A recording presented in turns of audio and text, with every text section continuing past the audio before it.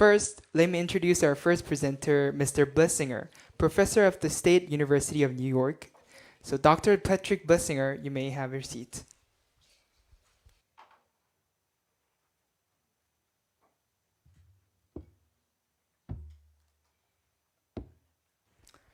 Dr. Patrick Blessinger is the founder, president, and chief research scientist of International Higher Education Teaching and Learning Association, in consultative status with the United Nations. So today, he will give us a speech about a peer of a new form of poverty, effect of digital poverty towards following poverty. Now, you may have your floor. Thank you. Dear colleagues and guests, thank you for inviting me to speak today on one of the most critical issues of our time, the rise of the new poverty, how digital poverty is impacting the poverty cycle. Eliminating digital poverty is essential for reducing extreme poverty and achieving Goal 1 of the 2030 Agenda for Sustainable Development.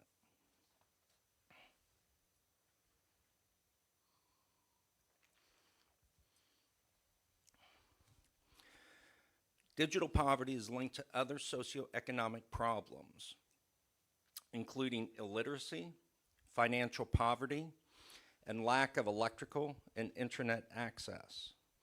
According to the UN International Telecommunications Union, around 2.7 billion people, including 25% of the world's youth, lack internet access. About 95% of these people live in developing countries. Internet access costs are prohibitive for many people worldwide, trapping them in digital poverty. The new digital age is upon us. Contemporary life revolves around the internet, making internet access a de facto human right.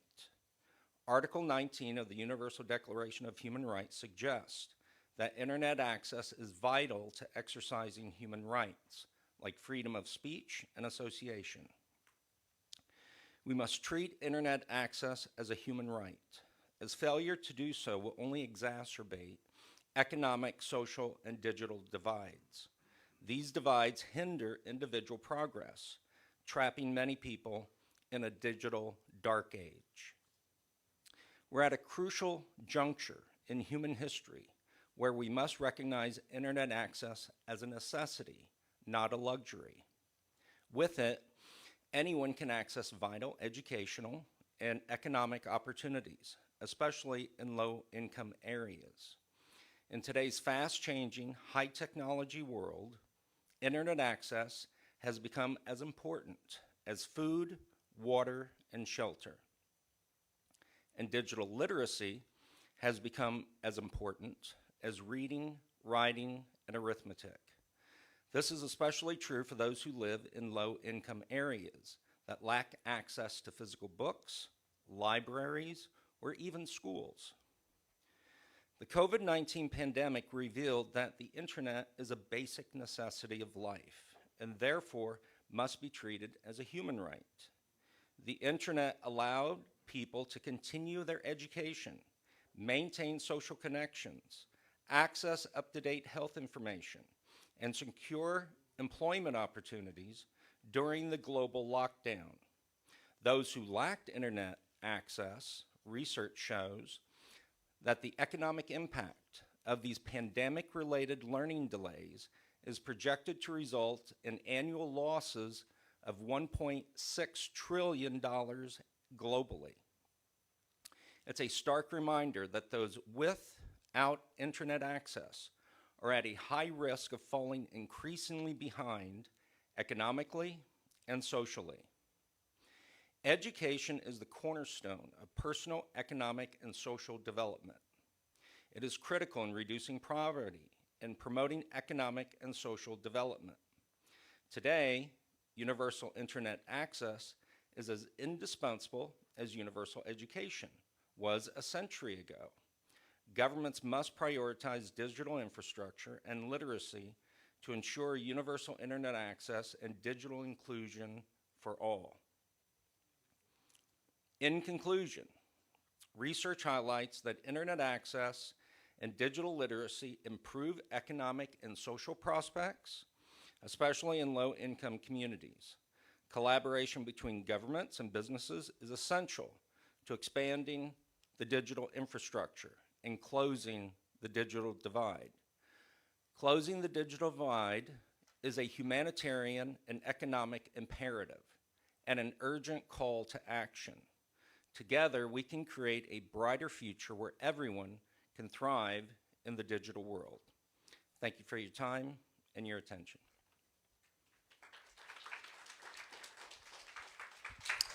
Thank you, Professor, for your great presentation. It was really impressive that you mentioned that the internet access is something kind of like a human rights that we all need in our modern society. I also think that the audience also had the same idea about this topic. And now I'd like to open the floor for the panel discussion.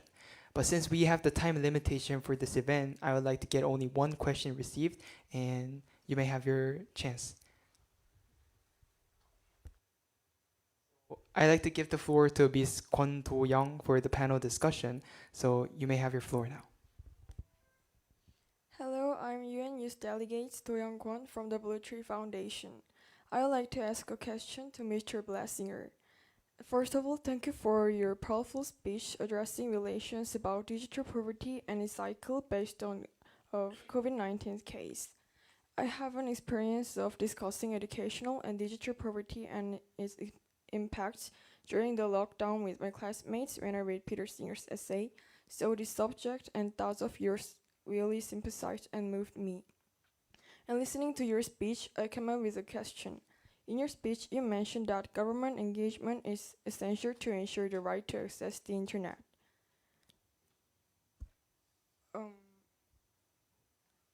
Internet for the vulnerable. However, there are countries where the government and people perceive the digital adoption negatively because of efforts to preserve their own culture for the long term.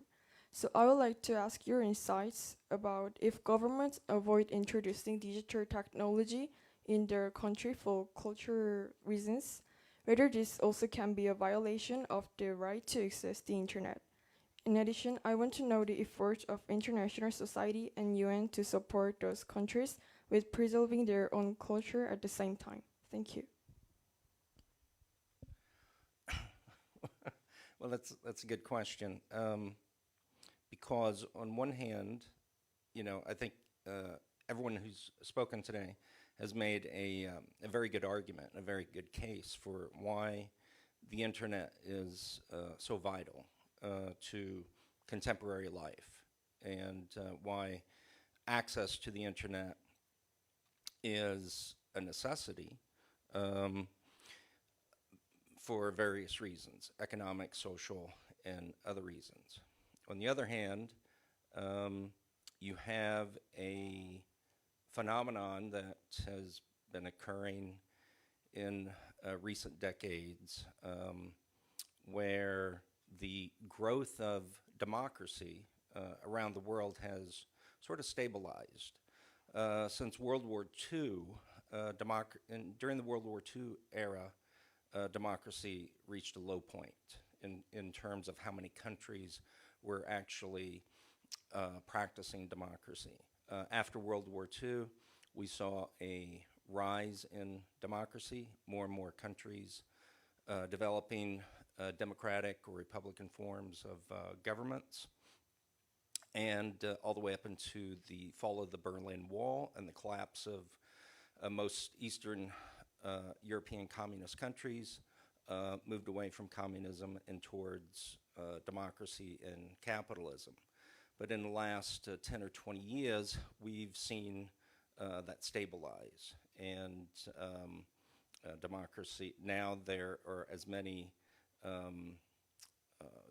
very good report that came out of the University of Sweden showed that about half the world is living in countries that are, let's say, legitimately practicing democracy. Their governments and their cultures are based on democratic principles, and the other half, not so much. Okay, so what do you do, in those countries where you don't have a democratic society, or you have a country that does have elections. They claim to be democracies, but in fact, um, they may not, be, democratic in fact. They're more authoritarian or autocratic in nature.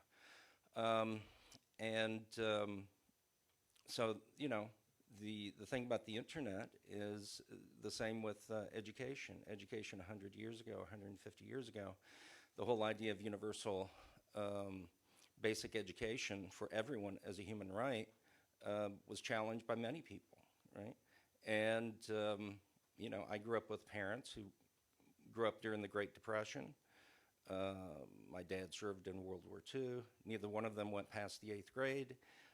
During that area, by a lot of people in that area, didn't even see the need to go to high school, let alone university, okay? But that attitude has changed. In almost every country, we see education now as a basic human right because everything in society depends on it. But when you open up people to education, then that comes with a risk. The risk that they will be educated and they will have knowledge of the world, and knowledge is power. And they will now demand freedom, demand other rights, okay? We've seen that in the civil rights movement, the women's rights movement, the gay rights movement, every human rights movement. We've seen that play out.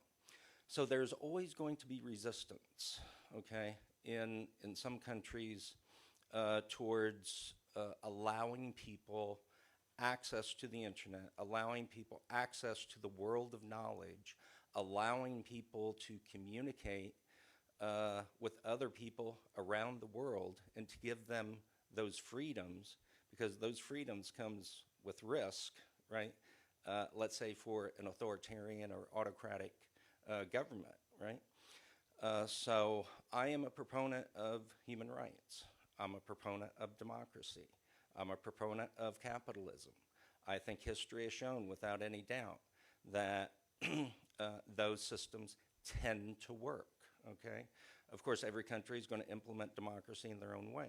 Every country that practices capitalism is going to do it in their own way, right? There are no pure systems. They're all mixed, mixed economies. You want to put it in economic terms. And so each culture, each country has to figure out for themselves how they want to implement, democratic principles and free market principles, et cetera. But I'm optimistic that the world, especially since World War II, especially since the fall of the Berlin Wall, and by and large the collapse of communism around the world, that the world is by and large headed in the right direction, and we have to stay the course. Those who believe in civil rights, who believe in human rights, who believe in democratic principles, who believe in freedom for people, okay, and self-autonomy and self-determination for people to decide for themselves, right, how they want to live their lives, and that will continue to win out around the world. That's all. Thank you, Toyoung and Dr. Patrick Blessinger.